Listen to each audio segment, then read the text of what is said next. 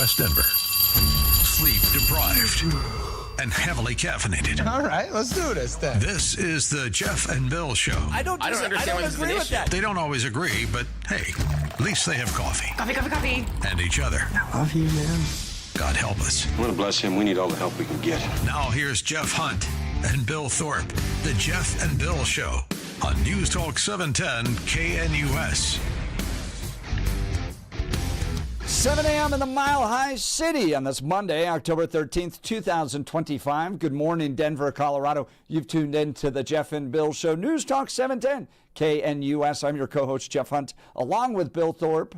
But Billy's out today, filling in. Ted Trimpa, principal and CEO of the Trimpa Group. Yes, you can blame him for pretty much everything in Colorado right now. You are the man who architected. This is what I say. You're the mastermind behind the blue takeover of Colorado. You put it together. Gill Foundation, Stryker, Jared Polis, and to your credit, you've always been very accessible, very reasonable to talk to.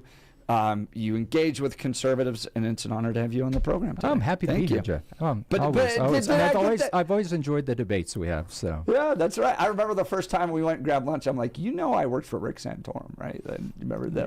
Yeah. Debates. We used to run campaigns against Rick Santorum, really nasty ones. Oh, Ted Trimpa. All right. Am I right in my analysis that you kind of were the brain that put a lot of this together? There's a group. There's 5 of us. There's like a core. Yeah. A core group, but the important thing to know is a mix of individual donors and institutional players. Yeah. So it wasn't just institutional players that had a specific policy agenda. It was also individual donors that just wanted to elect Democrats in Colorado, and made for an interesting balance. And that balance lasted for quite some time. It's broken apart a little bit. You still have that independent world, which helps elect Democrats, but some of it is just there's our own Democratic momentum. And I think that's now creating some problems. I thought we should start playing in primaries 10 years ago because the parties drifted farther left, and it's going to be difficult to keep doing that and to keep winning races. So we'll see. Are you happy with the Colorado you've built? Yeah, absolutely. I mean, you think about the policies that we have in Colorado. From my viewpoint, it's progressive, and those are progressive policies that I think that we need. Do I think that there's some things that are proposed that are, in my opinion, too far left? Absolutely. Do we have too much of that happening? Absolutely. But I think in the end, what ends up passing tends to be, on the Democratic road that I would prefer.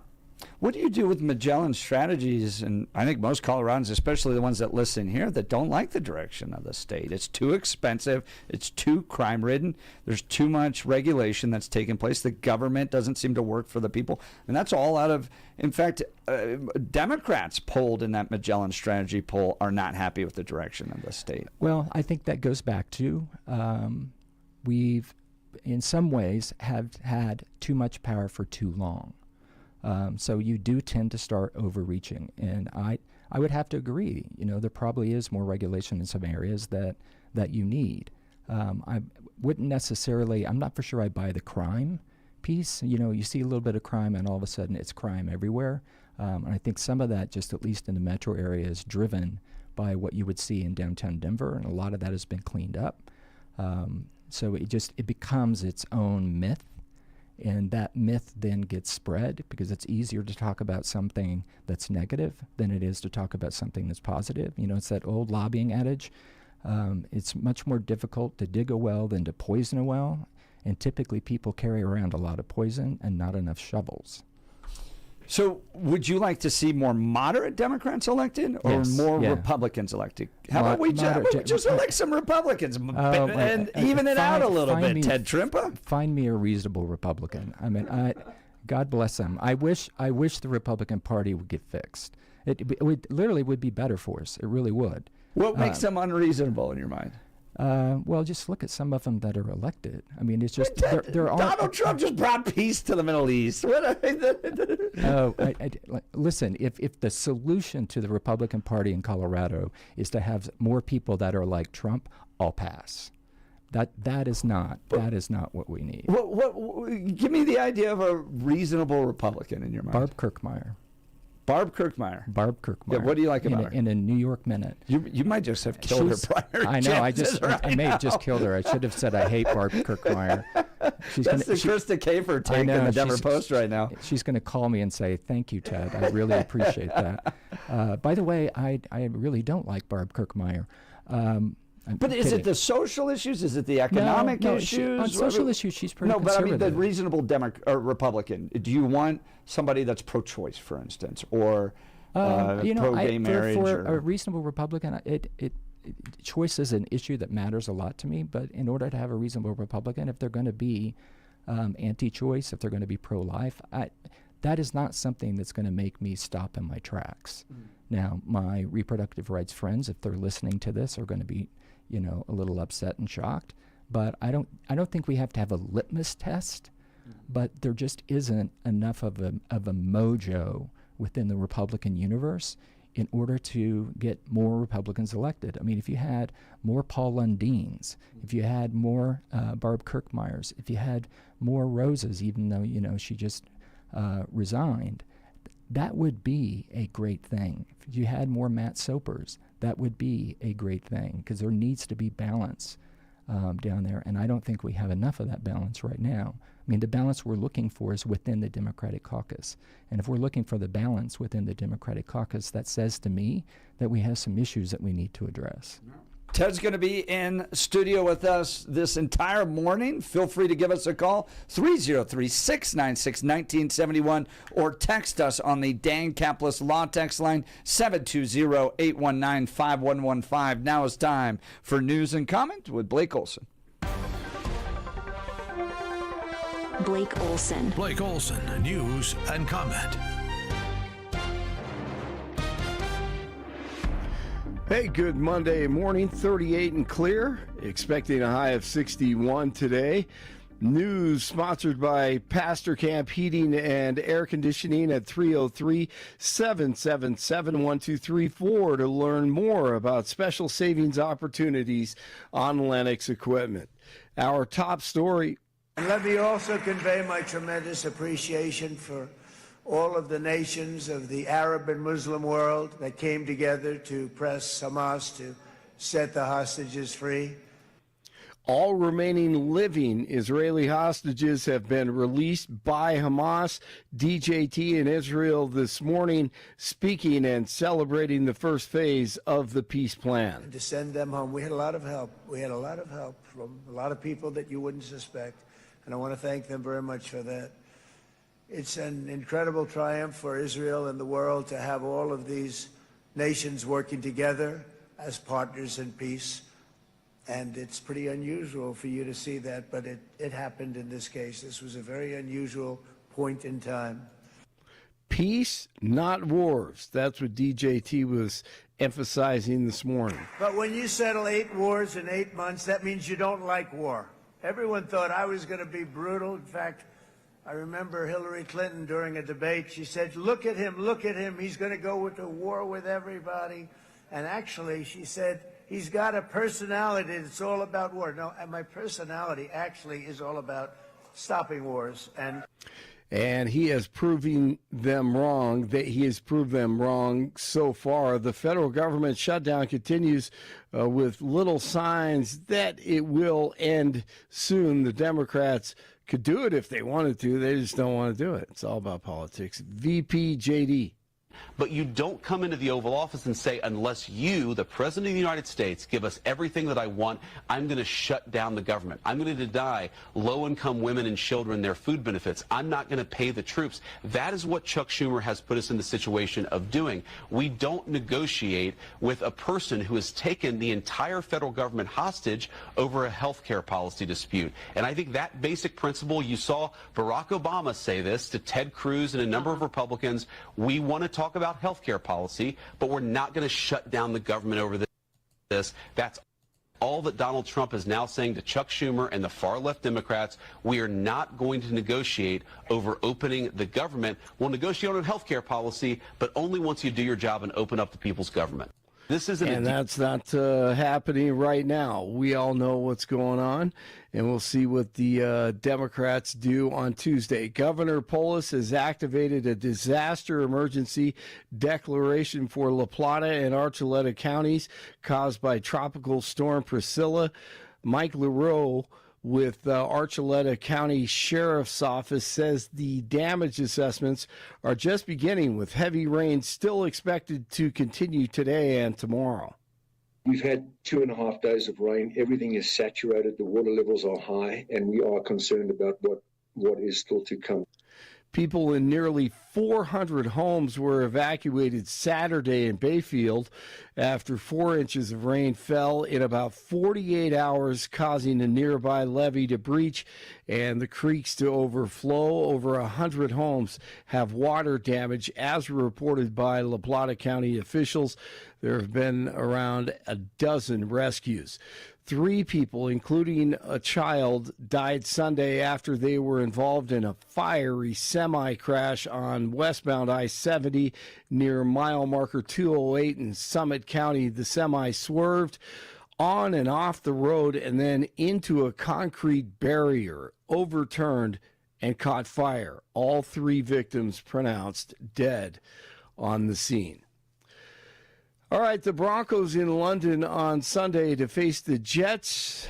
It was a 7:30 kickoff on Sunday morning. I'm sure you woke up and enjoyed that with your breakfast. Here's a few of the sacks as the Broncos registered 9 sacks in this game. Great defensive effort. Fields is sacked. Nick Benito leading the way. Fields tucks. Is taken down. So out of timeouts. Fields avoids the sack until he can't. Until he doesn't. And the Broncos win it 13-11 the final. For the end of the first quarter. Nick's wide open touchdown. Nate Atkins. And the Broncos have the lead. And here's head coach Sean Payton. We'll look at the film, and there'll be a number of things in the kicking game and offensively we want to clean up. But nonetheless, it was great to get the win. They're hard to come by. And when you're in London, a win is a win is a win. It doesn't matter how you do it. It's just a total distraction going over there and preparing for a football game. So you just find a way to win the game. Let's see, what do we have? Oh, CU. Yeah, CU, the Buffs. Shirt freshman Cam Michael with Salter. 3-man rush. Salter in time. He floats one back in the end zone. Williams. Touchdown, Colorado. CU with an upset over the weekend. 24-17 over 22nd ranked Iowa State. CSU beat Fresno State. Wyoming wins. Air Force scores 48, and they still lose to UNLV. And UNC goes to Idaho in front of their homecoming crowd, and they quiet the Kibbe Dome and upset number 11 in FCS 49-33. The Bears are now 3-3 overall and 1-1 in the Big Sky Conference. The NLCS starts today. The Brewers and the Dodgers in Game 1. 36 in Lone Tree, 37 in Broomfield, 38 in Denver. Jeff and Billy continue with Ted at the helm for Billy. Blake Olson, News Talk 710 KNUS. Your Denver forecast here on 710 KNUS this early Monday. A few passing clouds this morning. Temperatures right around 40 degrees as you start the day. For the rest of your Monday, Columbus Day, expect mostly sunny skies and breezy conditions. Highs near 65. Partly cloudy tonight, lows down to 45. Weather brought to you by L&L Heating and Air Conditioning. For quick, trustworthy, and dependable service, call L&L Heating and Air Conditioning at 720-851-1691. Visit them online at bestdenverhvac.com. That's bestdenverhvac.com. You'll be comfortable with L&L. I'm day weather meteorologist Patrice Sutter in the 710 KNUS Weather Center. Welcome back to the Jeff and Bill Show. Live in studio with us is Ted Trimper. You can see his smiling face if you go to our YouTube channel or X account, x.com/Jeff Hunt. There he is. There he is, Ted Trimpa. Yes, you can blame Ted for all the problems we're facing in Colorado. He's the mind behind the blue takeover, and I just wish he's such a talented tactician. I wish he was on our side, but I'm glad you're in this studio today. Well, you're welcome. Who's going to be the next governor, Ted Trimpa? Well, I hope Phil Weiser, because I've been with Phil Weiser. Weiser! But right now the numbers are, I mean, it's Bennett's to lose. It's Bennett's to lose. Do you think that's name ID? And I think a lot of it is that. But, you know, he would be, the great thing about it is I think we have really good choices all the way around. You know, I think Barb's going to have a tough time, you know, getting enough traction. Yeah. But, you know, I could say if any one of the three were governor, I would sleep well at night. Michael Bennett, Phil Weiser, Barb Kirkmeyer. Yeah, Barb's really not going to like you. I know. Today. She's going to really say, would you please stop saying you like me? Victor Marks and Scott Bottoms and Mark Baisley and Greg Lopez are all cutting their ads right now. So I don't know what Phil Weiser's done for me. I mean, feel free to correct me, but every ad I see is, I'm on lawsuit number 400 against the Trump administration. I'm like, great. That's all that guy does. What has Phil Weiser done for the people of Colorado? He's done much more than that. I mean, there's a lot of what we're doing around water. I mean, a lot of this comes from the work that Phil Weiser's doing. And I would argue that, yes, these Trump lawsuits are something that are good for Colorado. I mean, the one thing you can say about President Trump is that he doesn't hesitate on, you know, pushing the limits of executive power. And it's the job of, you know, lawyers and attorneys general to push back. I mean, that's how you determine what the extent of the executive power is. So I would want an attorney general that does that. Yeah. How about Michael Bennett? I mean, I look at these guys. Maybe you're in that world, but as I'm a conservative, and there's no chance I'm going to vote for him anyways. But when I look at even Phil Weiser or Michael Bennett's tenure in the Senate, I'm like, I don't know what he's done that's delivered. Can you name anything? Yeah, absolutely. The income tax credit. That he had worked on that for years. The number of people that got taken out of poverty just with that particular tax credit. By not having to pay taxes? And well, it's a we should keep doing that. We're talking about people that, I mean, poor people. Yeah, I don't them. think anybody should pay taxes, or at least very little bit about. But isn't that the argument? But that's what you think about all taxes. Yes, no, it's theft. Yeah. Okay, so Jeff, then how do we have highways? How do we have public schools? Well, in some cases, you toll them and pay them, and they seem to work just fine. So you want to toll streets that are inside metro areas. So that's the way we're going to get around, is we all have to toll by block. I just find it fascinating that we don't even consider it. So the idea that we in this society is, well, we're going to take everybody's money, even if they don't use the roads, to build them. But the roads is how commerce gets around, and I assume that you're for commerce. Yeah. So if you're for commerce, you would want. But you have examples of wonderful roads that are paid for privately. Okay. What about law enforcement? Yeah. How do you think law enforcement gets paid for? That is where I'm a conservative, not a libertarian. Okay, so I'm not a full, no taxes at all. I think there's a limited role for government, and law enforcement, protecting our borders, military. Those are really what the government should be doing, not buying lunches for rich kids, by the way, Proposition LL and MM. Yeah, well, we can talk about that. But, there has to be a safety net.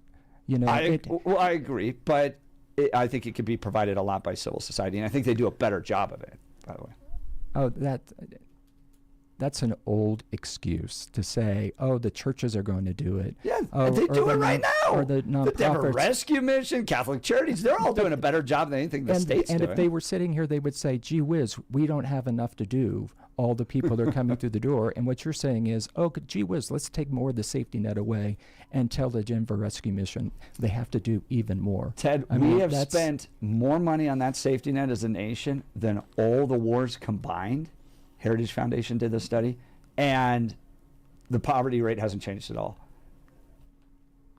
Like when we declared the war on poverty, We've spent a ton of money, more than all the wars this country's ever fought, and it's still the same rate it was in the 1960s. You're going to have, with a capitalistic society, you're going to have poverty. That's why you have the safety net. This idea that the safety net's going to get rid of all poverty, you're fooling yourself if that's what you think. But do you think it's getting rid of any of it?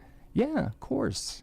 Really? Of course. I think we've created a poverty industrial complex where it's become a jobs program for people that want to work in poverty alleviation.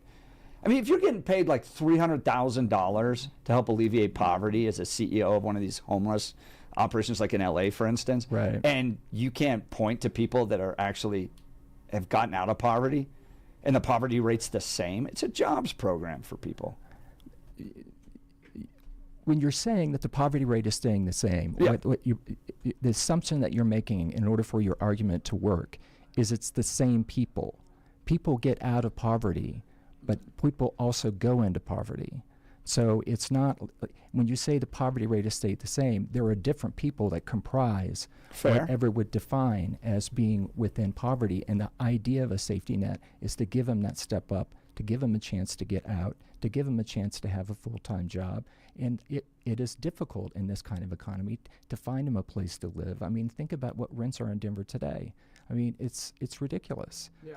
And we don't have enough affordable housing. So it makes it difficult when you're trying to pull these folks up, when we as a society aren't addressing some of these basic needs. But that poverty rate was there before we created all these government programs. So if it stayed the same, you have people coming in, coming out, what have the government programs added to it? It's not like we didn't have poor or people weren't able to get out of poverty prior to Lyndon Johnson's war on poverty in the 60s. So if you were to take away, so how do you ensure poor kids get fed? Mm-hmm. How do you ensure that? Well, ideally, it's what a mom and a dad's job is to do, right? Like right. Why? That's the core entity that should provide that, right? But what if they don't have the money for that? Yeah. They don't have the job for that. What if it's a single mom? Right. A single mom that's working 2 jobs and has 3 kids. Right.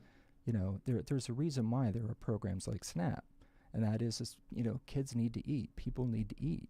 But you don't think a church on every corner? I mean, we have churches on every block in this country, and they have food pantries, and they have discounted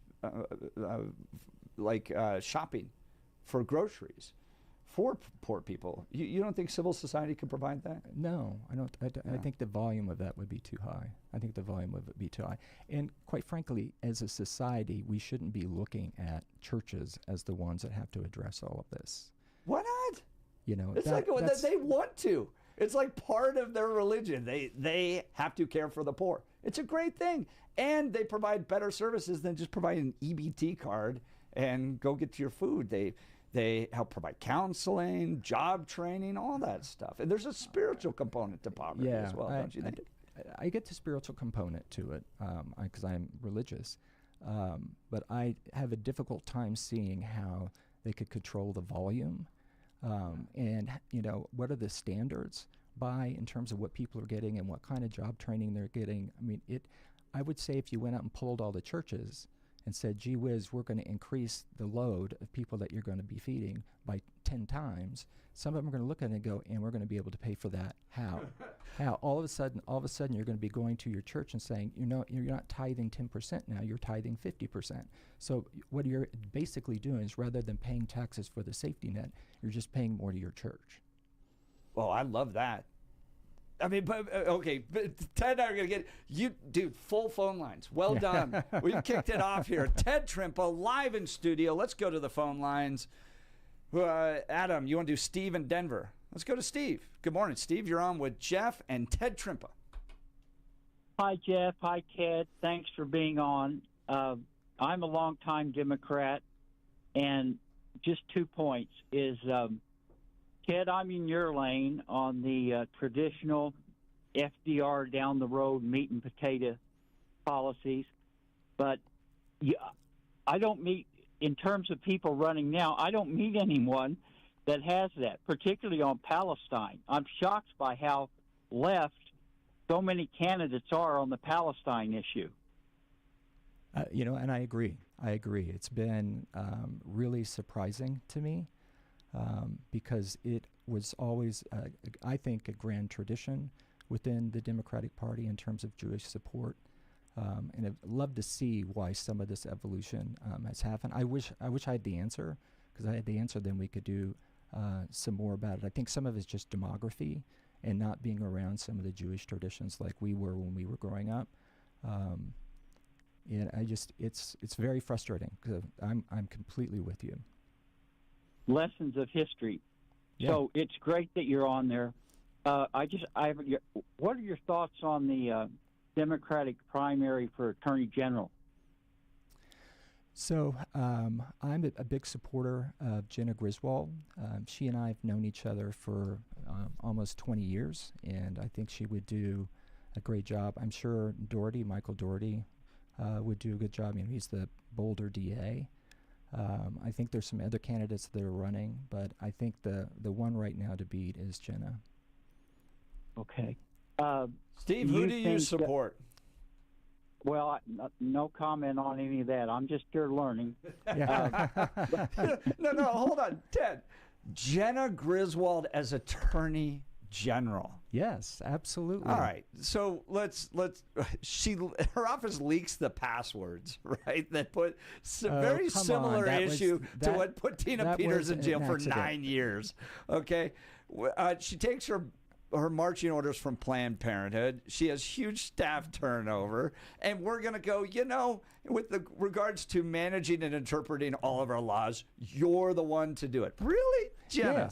Yes, absolutely. And if she's listening to Planned Parenthood, I think that's a good thing. I think that's a good thing.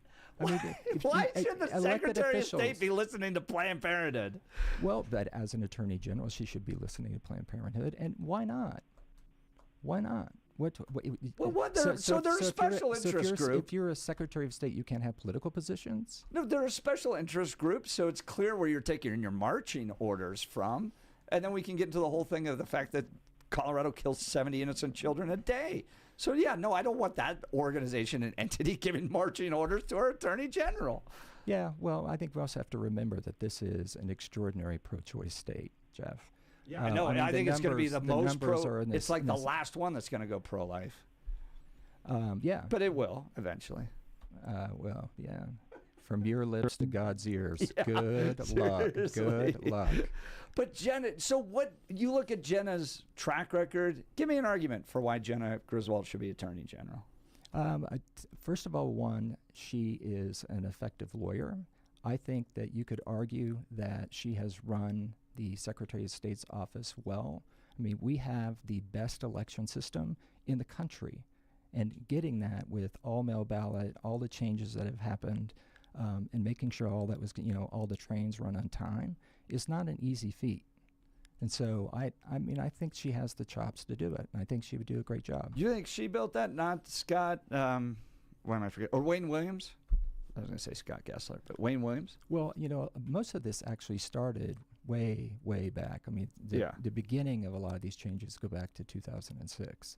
And it just took time for, you add the new things that we wanted to do within the election system. So it's both Republicans and Democrats. I will say that. Yeah. Okay. It's not all her. Let's continue. By the way, Ted Trimpa's live in studio with us. Give him a call, and he'll answer your questions. Guys, we got a Democrat progressive. The architect of the Colorado Blue Wave is live in studio, and he's willing to take your calls. 303-696-1971. That's why we appreciate you, by the way. Phone texts at 720-819-5115. Let's go to Brian Arvada. Good morning, Brian. You're on with Jeff and Bill. Or Jeff and Ted. Hey, Jeff and Ted. Hey, Hey, I got a question. So Bennett is probably going to win, unfortunately, just the name recognition. How long the term does he have left in the Senate? Two. So if he gets elected governor, who will appoint? The governor does. So he would appoint his successor. Which will probably be himself, right? No. There are all kinds of rumors, floating around as to who he'd appoint. Trump would appoint Joe himself. Neguse? Would it be Brittany Pedersen? Who knows? Jason Crow. there's one thing I can say about we Democrats. I think we have a great bench. We didn't have that back in 2004, and we've worked really hard to have that.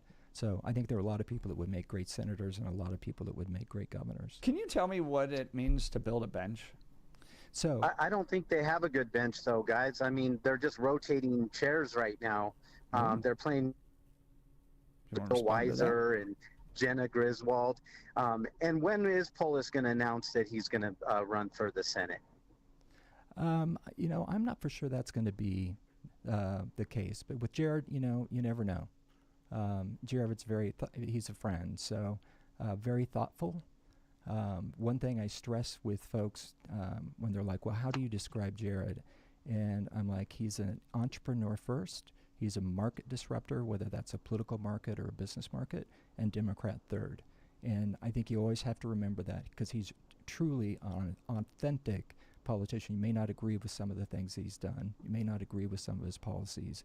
But the one thing you can always agree on is he's authentic. He'll say what he thinks. In terms of running for Senate, I don't see it. But that's always a possibility. To your point, I think Joe Neguse is a good likely for that one. Brittany Pedersen, I think, couldn't figure out the child care issue. She clearly hasn't as a state or as a member of Congress. I think in the Senate, it would continue to be an issue. Little Sam would be right on her hip. Yeah. But it's kind of ridiculous that they haven't been able to figure that out for, what do you mean they haven't? members They that have kids. it. I mean, come they on. They have child care in Congress. Just go drop your kid off right there. Well, just to my point about Bennett, I don't understand. He hasn't done anything in the Senate. I can't see any bills he sponsored or brought anything to the table for Colorado. In the 2 terms he's had in Senate, just really hasn't done anything.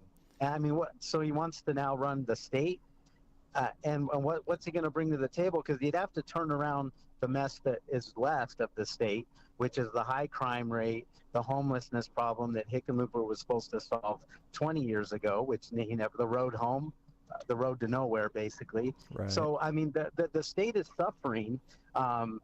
People are leaving in record numbers. We're also getting people from other liberal states because we're a little less liberal and more affordable but we're not going to be affordable anymore. So Bennett's done nothing. He'd have to clean up Polis's mess, but then how do you campaign against Polis when he's popular? I mean, Denver and Boulder vote for these people that just bring the state down. I don't know Bennett's probably going to win, but what's he going to run on? I'm going to do the same. I'm with you on we need a clear sign as to what he's going to be running on. He's also a friend. I still think he would be a good governor, but they really have to articulate what it is that they're for and not just things that they're against. I do think, though, in terms of success when he was in the U.S. Senate, where he still is in the U.S. Senate, was the economic, the tax credit, that brought so many people out of poverty, that Trump turned around and turned it off. But that was an extraordinary accomplishment. It's something that Michael had worked on for a number of years. Brian, I sure appreciate the call. Thank you so much. Brian from Arvada, his line's open at 303-696-1971. Text us at 720-819-5115. Ted Trimpa, principal and CEO of the Trimpa Group, live in studio, filling in for Bill Thorpe. He is, I respect him because he wins. The Colorado blue wave, the blue leadership of this state is in big part because of the way he thinks and the strategies that he's built. Now, he and I disagree. I think Colorado's in a worse spot. I want to see conservative Republicans elected, but Ted's joining us live in studio for this important conversation, and he's taking your phone calls, which I appreciate. All right, let's get to Guy Rees here real quick. My wife and I went to Guy Rees recently to check out their new Hunter Douglas custom blinds, shades, and shutters, and had an incredible experience. Look, I'm overwhelmed when it comes to home decor. Not my thing. We got to sit down with a designer, and she was a total pro. She walked with us through everything and helped us find the perfect options to enhance the look and functionality of our home. So whether your curtains are clashing or you just want a fresh look, Guy Reese has those solutions. We got blinds installed that are like remote controlled. It's amazing. And you just press a button and they go up and down. Designers are the experts. They can help you with everything from window treatments to full room decor. Here's the best part. They offer a personalized in-home consultation. So they'll come to you. They brought blind samples. They brought paint shade samples so you could see what it looked like in our house. You can get the same expert advice right in your own home. Do yourself a favor. Get started today. Visit GuyReese.com to schedule your in-home consultation. That's GUIRYS.com. GuyReese.com. Go see the great people there. You'll be sure to thank me. All right, full phone lines. And then we got Chaim Goldberg calling in from Israel. We'll get to him next. Get a live update from what's happening there. You're listening to the Jeff and Ted Trimpa Show on News Talk 710 KNUS.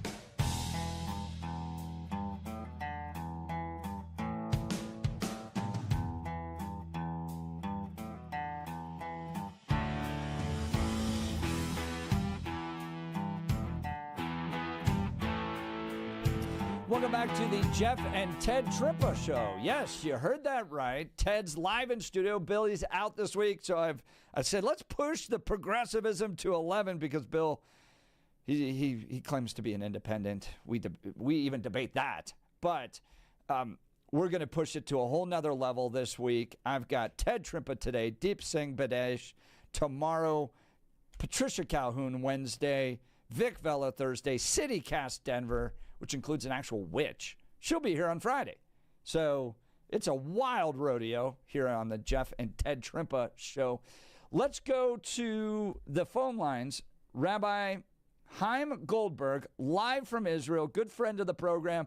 I messaged him just to get his take on what's happening. Rabbi, thank you for taking time to join us on this historic day. Give us some insight on what's happening today in Israel. Yes, thank you for having me on. Please let me know if the connection gets fuzzy. But it's a day of just incredible joy. I mean, this is a prevalent theme I've been seeing across friends, WhatsApp statuses, and just among conversations. There's just been a release of tension. You know, obviously for the families, this is unbridled joy, but for the whole people of Israel and the country, it's like this. We've just sort of noticed that, like, there's just been this tension we've been walking with for 2 years, you know, and not even when there's no sirens, even when there wasn't any news of anyone being killed that day, there's just this constant tension, and thank God today so much of that has been released. So it's a wonderful day, special blessings of gratitude. In the Hebrew, Shehachiyanu v'kiyamanu v'gianu azman hazeh, that God has brought life and has enabled us to reach this day. So that is definitely the overwhelming feeling.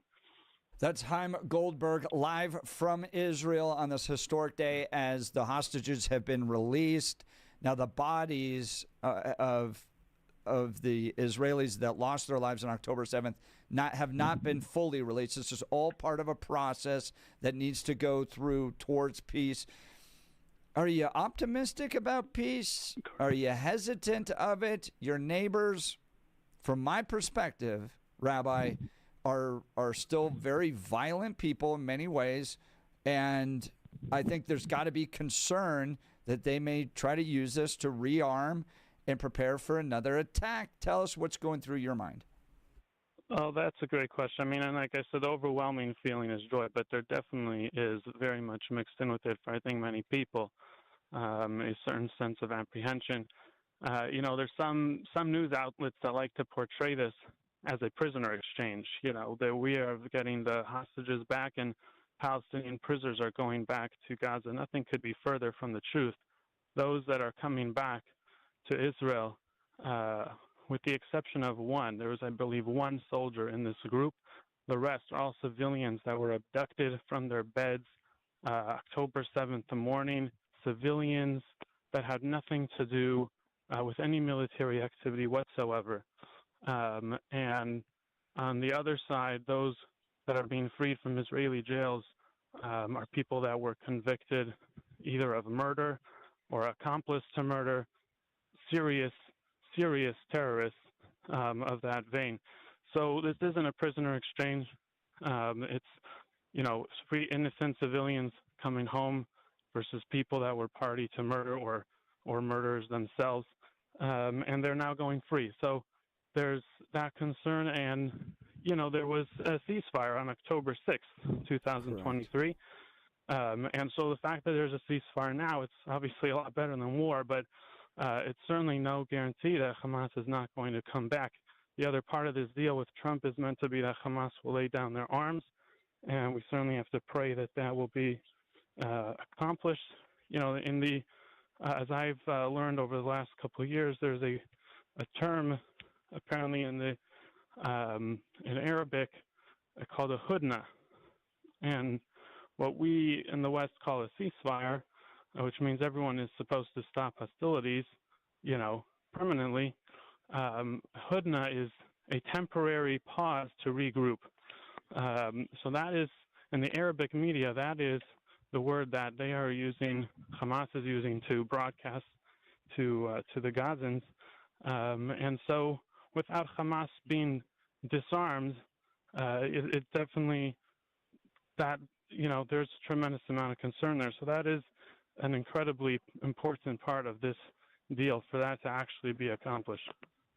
That's Rabbi Chaim Goldberg live from Israel. How much credit do you give to Donald Trump for this peace negotiation? Oh, it's definitely, a tremendous amount of credit. I'll just throw in, there's also someone who, I believe he probably wouldn't want to mention his name on air, but a Denver native Jewish fellow that I know from synagogue that was working just closely. I only found this out in the last couple of days, but he's been working closely with Trump and Trump's team. So there's a Denver native in there as well, but tremendous gratitude to Trump. I was actually just visiting the Western Wall today, and right across from the walls of the old city of Jerusalem, the largest American flag ever flown in Israel was unfurled. So there's a tremendous recognition that this deal very likely would not have come to pass without Trump's involvement, and it deserves a tremendous amount of gratitude for that. Well, it's a historic day in the Middle East and a historic day for our Israeli friends. Rabbi Chaim Goldberg, live from Israel. We sure appreciate you taking time to join us. Please keep us updated on what's happening there. We'd love to have you back again. Well, let me just conclude with an invitation for anyone that's maybe had some fear of visiting Israel because it's the war. So I think it's been really perfectly safe the last year or year and a half or so. But now you got the ceasefire. There's every reason to come and visit. So please come visit, Christian, Jewish, Muslim. It's a country that welcomes people of all faiths. That's exactly right. Chaim Goldberg, thank you so much. Ted Trimpa, you've been to Israel, right? I have, yeah. Did a trip in 2022, and it was life-changing for me. We did... How so? Did Golan Heights. We went out to the West Bank. I got rebaptized in the Jordan River. We actually went down to Gaza, up to the wall. And one of the communities that was slaughtered on October 7th was one of the communities that we went through. You almost cry every time you think about it because it was just extraordinary people. And it was always kind of frightening. You'd see the bomb shelters, and the number of seconds you would get if they were shooting missiles over. I can't imagine what it was like to have, the walls open up and then just have, these crazed people come through and then just start slaughtering folks. It's too much. But I have to tell you, the West Wall in Jerusalem was really moving for me. And being in the old city, and writing on the little piece of paper, a little note, a little prayer, and putting it in the wall. Something I'll never forget. I go back in New York, Bennett. That's Ted Trimpa. He's joining us today, filling in for Bill Thorpe. We'll continue. You're listening to the Jeff and Ted Trimpa Show on News Talk 710 KNUS.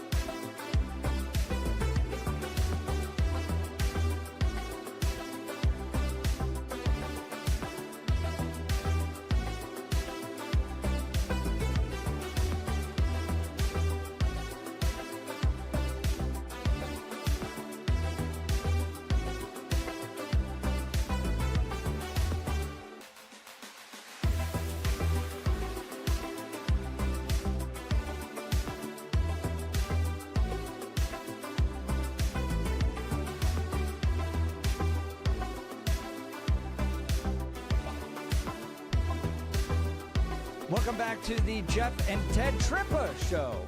Yes, this is not an ongoing thing. This is just a day he's filling in, but I appreciate Ted's willing to come in and have serious conversation. We were just talking about how we don't really get ruffled when people call us names and stuff like that. It's part of the process, but I respect Ted because he is a, what do you call it, a valiant opponent? Is that the right phrase? Like, he wins, he's successful, and I fundamentally disagree with who he's won for and who's in office. And I'm just like, if I only had him on our side, we might actually win in this state. But he's part of the mastermind that's turned Colorado blue, and he's willing to come in and sit down. I'm happy to do it. Happy to do it. It's good to see you, Jeff. It's Likewise. always good to debate you. I've always enjoyed it over the years. I'm still waiting for that one issue where we agree on something. But maybe Israel. I think Israel and the role that they're playing there, and the fact that Democrats should not be so socialists. That's I can agree with you on that one, too. Yeah. So, I actually proposed to Channel 7 that there should be a reverse debate show where you bring in people like us and we try to find things that we might be able to agree on, and that might be more interesting than just yelling at each other, but we'll see if that happens. Ted's going to be with us for all 4 hours today.